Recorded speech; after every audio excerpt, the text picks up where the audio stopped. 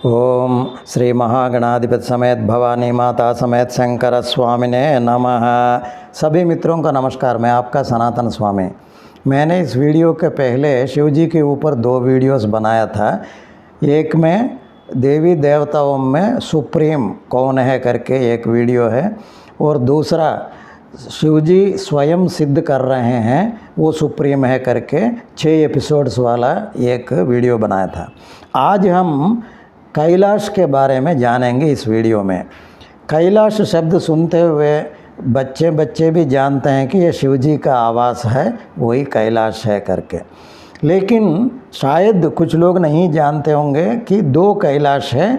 दोनों कैलाश में शिव जी एक ही बार हैं उपस्थित रहते हैं। एक महाकैलाश है, एक धरती पर कैलाश है। महाकैलाश मतलब मणिद्वीप है, जहाँ माँ जगदम्बा, आदिशक्ति, पराशक्ति, ललितांबिका, राजराजेश्वरी, जो भी नाम दीजिए उस रूप में रहती है। भगवान शिव जो है सदाशिव के रूप में रहते हैं। वहीं शक्ति और शिव जो है धरती पर कैलाश पर्वत पर आ गए हैं। क्योंकि मैंने एक पहली वीडियो में कुबेर जी का वृत्तांत बताते वक्त बताया कि शिव जी ने कुबेर को वरदान दिया था। क्या था? कुबेर को बोला कि तुम उत्तर दिशा का अधिपति रहोगे, तुम्हारी राजधानी अलकापुरी होगी, उसके बगल में ही मैं वास करूंगा और तुमसे मैं मित्र बनकर रहूंगा करके। तो जैसी वचन दिया है वैसे ही अपने परिवार के साथ शक्ति पार्वती के रूप में अपने कुटुंब के साथ भारत देश के बगल में ही एक पर्वत पर बैठ गया है। आप गूगल में देख लीजिए कहाँ है ये कैलाश पर्वत। हमारे भारत देश के बिल्कुल पूर्वोत्तर में है। उत्तर में देख लीजिए कश्मीर है, पूर्व में जो है Sikkim, Assam, north eastern states हैं। इन दोनों के बीच पॉइंट पर है पूर्वोत्तर में ये पर्वत है ना। उस पर कैलाश पर्वत है। जब शिव जी आ गए उस पर्वत पर, वो कैलाश बन गया, कैलाश पर्वत करके जानने लग गया है। आप जानते हैं कि हम लोगों के 8 दिशा हैं, जैसे कि पूर्व, पश्चिम, उत्तर, दक्षिण, 4 दिशा हो गया, और 4 कोने हैं। वो क्या है? आग्नेय, नैऋति, वायु या ईशान्य। यानी पूर्वोत्तर में जब पर्वत पर शिव जी आ गया, शिव जी मीन्स ईश्वर आ गया, तब पूर्वोत्तर दिशा का नाम ईशान्य बन गया है। और एक इंटरेस्टिंग पॉइंट ये है कि जब भी वास्तुशास्त्र के अनुसार जब भी आप घर बनाएंगे तो पूजा कमरा जो है ईशान्य कोने में होना चाहिए, ताकि आप ईशान्य कमरे में पूजा के लिए बैठेंगे तो सामने भगवान शिव जो है माँ पार्वती और परिवार के साथ बैठने जैसा आप सोच सकते हैं। उनके बिल्कुल सामने बैठेंगे।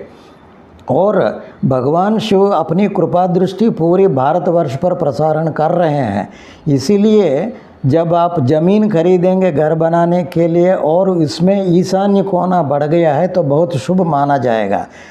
घर बनाने के बाद ईशान्य दिशा में जो है वेल, जल का स्थान हो सकता है। वेल हो गया, नलकूप यानी बोरवेल हो गया, पानी का संप हो गया इत्यादि। लेकिन टॉयलेट्स नहीं बना सकते हैं और कोई वजनदार चीज़ नहीं रख सकते हैं, या आपके घर में ईशान्य दिशा में बीच में जो है कोई दूसरी ऊंची इमारतें हैं, स्ट्रक्चर खड़ा नहीं कर सकते हैं। क्योंकि आपके घर पर जो है भगवान शिव के जो कृपा दृष्टि के तरंग को रुकावट नहीं होना चाहिए। ये वास्तु इसीलिए बोला है कि ईशान्य दिशा का महत्व यह है कि शिव जी वहाँ कैलाश पर्वत पर बैठा हुआ है। तो फिर नेक्स्ट पॉइंट में हम जानेंगे कि कैलाश का नाम का अर्थ क्या है ना। शिव जी जहाँ बैठा है वो कैलाश करके क्यों बोलते हैं? संस्कृत में केली मतलब प्ले है ना, वही हिंदी में खेल बन गया है, कुछ खेलना। और कैलम मतलब ग्रुप ऑफ प्लेस यानी टूर्नामेंट। तो जहाँ ग्रुप ऑफ प्लेस है ना होता है, कुछ खेल होते हैं, वो कैलासम है। कैलम प्लस आवासम, Kailasam, the abode of playing. क्या खेल होता है? सृष्टि रचना, सृष्टि पोषणा और सृष्टि को संहार करना, वही तो खेल है। इसीलिए अर्धनारीश्वर स्तोत्र में बोलते हैं ना प्रपंच सृष्टुन्मुखलास्यकायै समस्त संहारक तांडवाय। माँ पार्वती जो है सृष्टि को जो है रचना करते करते बढ़ाते बढ़ाते सारी प्राणियों को अपनी बच्चे मानकर बहुत आनंद में रहती है माँ पार्वती। भगवान शिव जो है उसका पोषण देते हुए है और एक तरफा जो है संहार क्रीड़ा में तांडव करते हुए संहार कर देते हैं। वो खेल में आनंद में मज़े में रहते हैं भगवान शिव। तो यही खेल वहाँ चलता रहता है। फिर खेल कौन खेलते हैं, किस लिए? आनंद के लिए खेलते हैं। जो आनंद में हैं वो ही खेल सकते हैं। कोई बाधा में है, कोई पीड़ा में है, कोई दर्द में है ना, वो थोड़ी खेल सकता है। तो खेल जो है वो खेलते हुए भगवान शिवजी को एक नाम ये है कि आनंद कंदाय नमः। कंद मीन्स सोर्स, मूल।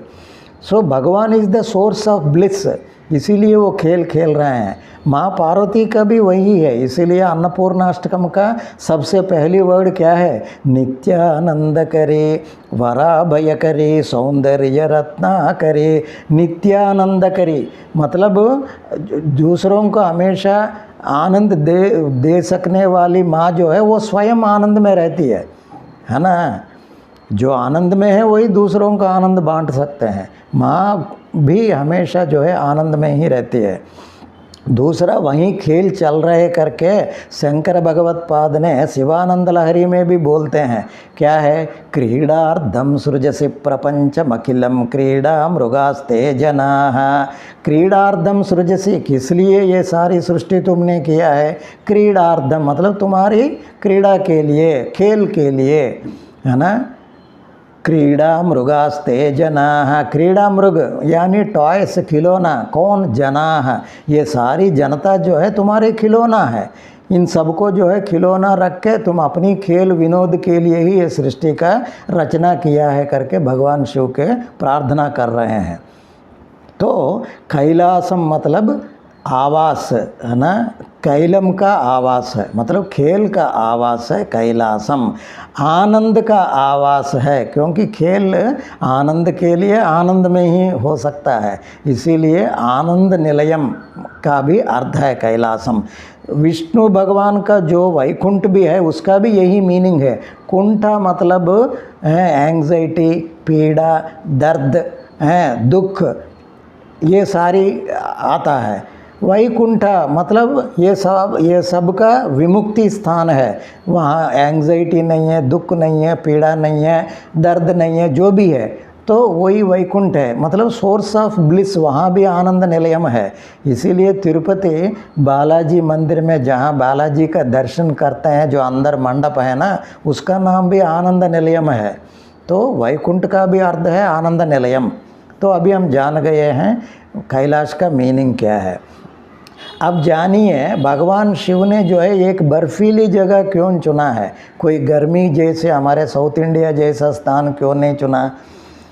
बर्फ़ में क्षीणता नहीं है, सड़ना नहीं है। आपको जानकारी होगा कि हजारों लाखों वर्ष पूर्व बर्फीली तूफान में मर गया कुछ प्रिमिटिव एनिमल्स का पेलियंटोलॉजिस्ट यानी पुरानी प्राणी का जो खोज करता है ना, उन लोगों का अभी अभी मरा जैसा साइबेरियन बर्फ लेयर्स में मिला है प्राणी, जैसे इवन अनडाइजेस्टेड फूड के साथ। क्यों? वहाँ सड़ना नहीं है, क्षीणता नहीं है, जैसी कि वैसी रहता है चीज़ें।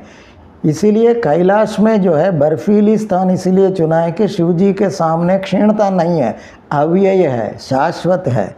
तो कैलाश का दूसरा अर्थ यह है कि शाश्वत स्थान है। और आखिरी में सबसे इम्पॉर्टेंट पॉइंट ये है कि हमको 3 मूर्ति है, ब्रह्मा, विष्णु और शंकर, शिव भगवान हैं, महेश्वर।